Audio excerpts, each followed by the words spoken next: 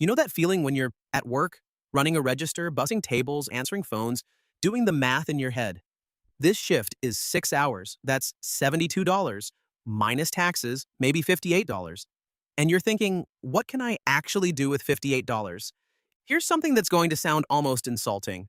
$100 a month, invested the right way starting right now, becomes over $250,000 by the time you're in your late 50s. Conservatively, at historical averages, that's just what the math does. And I know, late 50s sounds like forever. So here's a closer number. By the time you're 27, that $100 a month has quietly turned into $18,000 you didn't have to work extra hours for. By 37, it's $56,000. You didn't change anything. The number just kept growing because of something most people don't understand until their 30s. But here's the thing nobody tells you.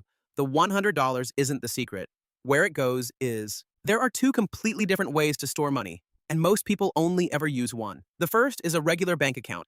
The bank pays you around 0.4% to borrow your money. $1,000 earns you $4 a year. $4, that's not an investment, that's a rounding error. The second way is owning a small piece of hundreds of companies through an index fund. When you buy into an S&P 500 index fund, you're not betting on one stock. You're buying a slice of 500 of the largest companies at once. Apple, Walmart, all of them. Historically, the S&P 500 has averaged around 10% annual return since 1957, across recessions, crashes, wars, all of it. Most adults, including financially responsible ones, keep their money in the savings account and wonder why it never grows. Now here's where it gets genuinely unfair. Two people, Jordan and Alex. Both work part-time in high school. Both invest $100 a month. The only difference? Jordan starts at 17. Alex waits until 27. By age 57, Jordan has over $250,000. Alex has around $113,000. Same investment, same amount per month. A $140,000 gap from one decision. Here's the twist. Jordan actually put in more total dollars, $48,000 versus Alex's $36,000. Jordan contributed more and still ended up with more than twice as much. That gap isn't from working harder or taking bigger risks, it's purely time. Every dollar Jordan invested at 17 had 40 years to multiply. Every dollar Alex invested at 27 only had 30. This is what compound interest actually means. It's not just earning returns. It's earning returns on your returns. And then on those. It snowballs slowly at first, almost insultingly slowly. And then, somewhere around year 8 or 9, the math starts doing more work than you are. Now, here's the part most people your age genuinely don't know exists. If you have a job with taxes coming out of your check, you can open something called a Roth IRA, with your parents' help if you're under 18, but it's yours. You contribute money you've already paid taxes on. It grows inside this account, and when you eventually take it out, you pay zero taxes on any of the growth, not reduced. On $200,000 in gains, that's $40,000 to $50,000 in taxes that just don't exist. The contribution limit is $7,000 a year, or however much you earned in income, whichever is less. Made $3,500 lifeguarding this summer?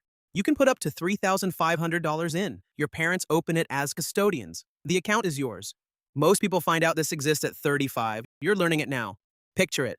You're 17, making $500 a month. You put $100 into an S&P 500 index fund inside a Roth IRA every month. Year 1, your account is worth around $1,250. Your friend bought AirPods and had a better weekend. It genuinely doesn't feel like the right call, but it is, because at 27, that account has $18,000. At 37, $56,000. The returns are now generating more per month than your original contribution.